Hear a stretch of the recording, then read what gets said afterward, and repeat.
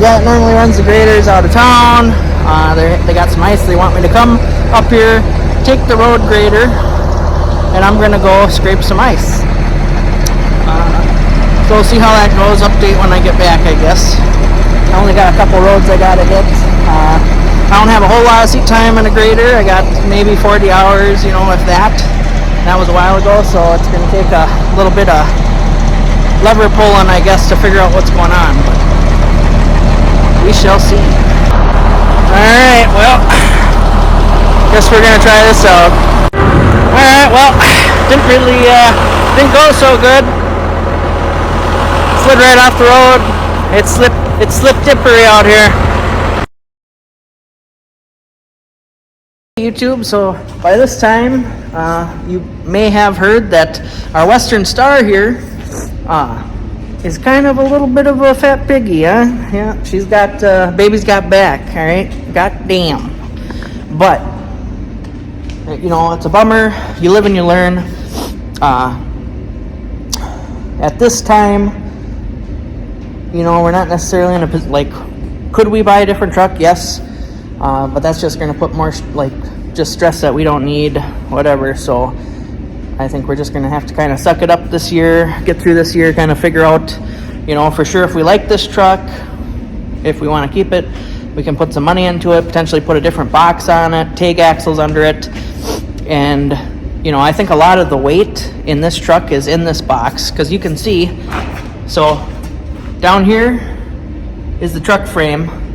This is subframe for the box that's bolted to the truck frame, and then this is the framing under the box, and then there's a big heavy hoist inside there on top of that, a bunch of gusseting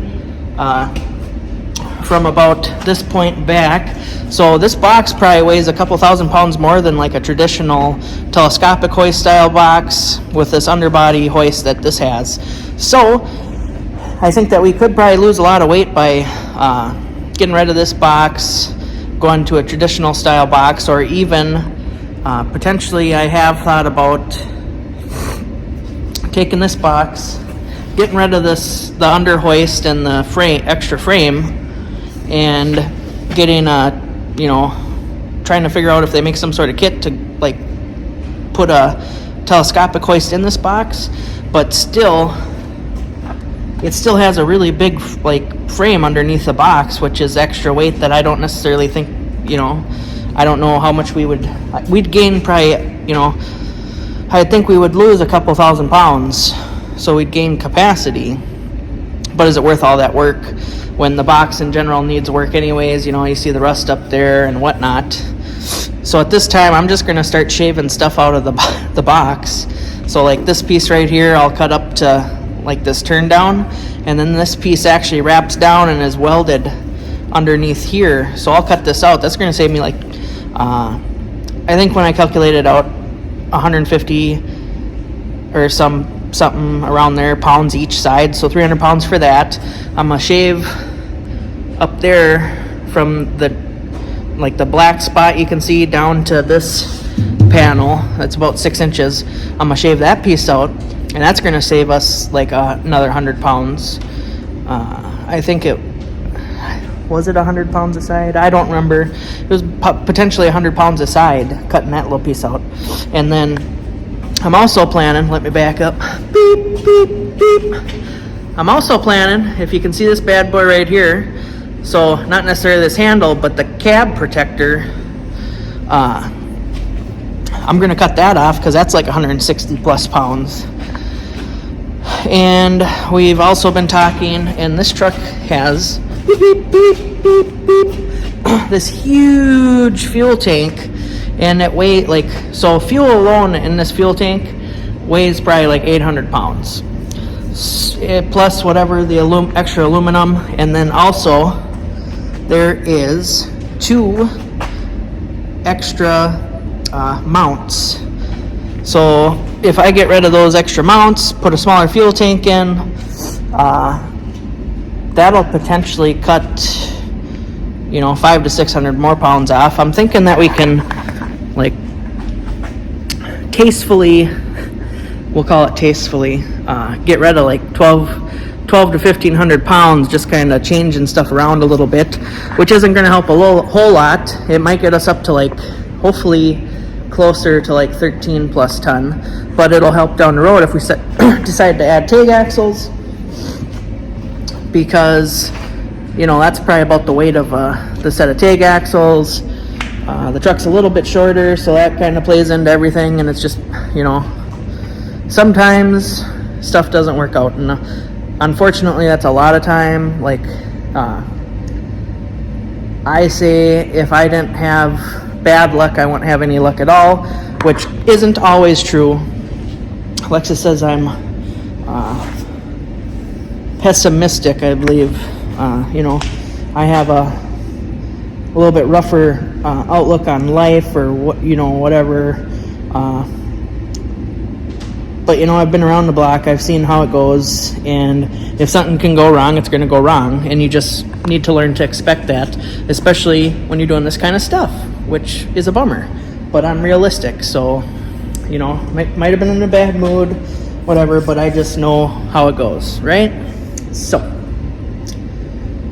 we're gonna try to make the best of the situation, that, you know, the hand that we've been dealt, if we were playing poker or whatever. But yeah, so we're just gonna shave a bunch of stuff off, and that should kind of get us closer to what we're wanting to be. I'm also thinking about potentially cutting like some 6-inch circles out of this big frame under the box, like kind of spaced out, just to save weight. We'll see how I kind of end up coming down to it, but I think that would also save a couple 100 pounds doing that. You know, and there's some other stuff. I'm gonna end up cutting that step off and whatever else.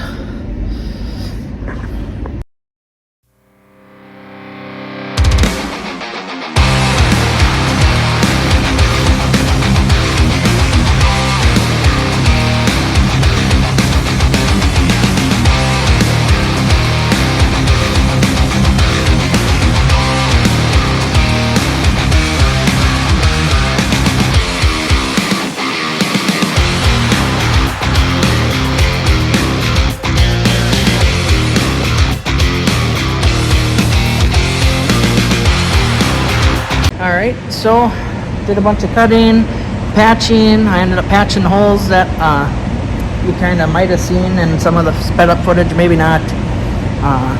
So there's some holes towards the top of the box where I cut some of the bump outs out. I had to patch those, otherwise dirt would be falling out. And you know, there's still a lot more work to do on that. The fuel tank for it just came in, but I have pulled the TIG trailer inside the shop.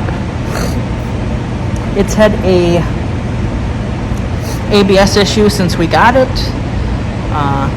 and in order to DOT it and get everything good to go, I need to mess with the ABS sensor, whether it's the sensor or the pickup being dirty, whatever. I mean, that kind of thing happens. It is what it is. But I'm gonna just replace the sensor and clean the towing ring up, whatever. But as you can see, it's all pulled apart here. I'm breaking this drum down more. This has a Dayton style hub on it, which is a bummer.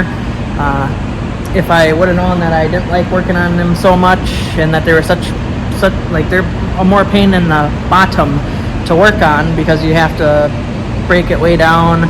You know, on a traditional style, you know, bud hub, you just pull the tire off and then loosen the brakes. The brake drum comes right off. This, you have to take the wheel bearings all apart, and so then you gotta put new seals in it every time, and it's just a pain. So, either way, I have it apart, and I'm gonna put a new speed sensor or ABS sensor, whatever you want to call it, in there. And I'm gonna have to put a new seal in. That's why I have to pull the drum off the hub and everything, just to make it easier to work on. And once I get that done, I also noticed that the brakes sometimes work and sometimes don't, so I think that we have a bad valve or two underneath the trailer, because even when I pull the air brake valve in the cab, it doesn't dump the air in the trailer, so I don't have a parking brake on the trailer necessarily. It stays like unlocked until it loses all the air. So that could account for some problems that we've had, you know, and I mean, the brakes aren't even actually actuating at this point, so I'm gonna have to figure that out. I'm pretty sure I just have bad valves, whether it be the ABS valve is sticking or something goofy. It's not letting the trailer actually actuate the brakes. Hey guys, thanks for watching the video. Hopefully in the next month or two we start to get to where we're showing a little bit more equipment work and stuff going on, because we'll be back into the dirt season. So stay tuned, and as always, like, comment, subscribe, and we greatly appreciate you guys watching. Have a good one.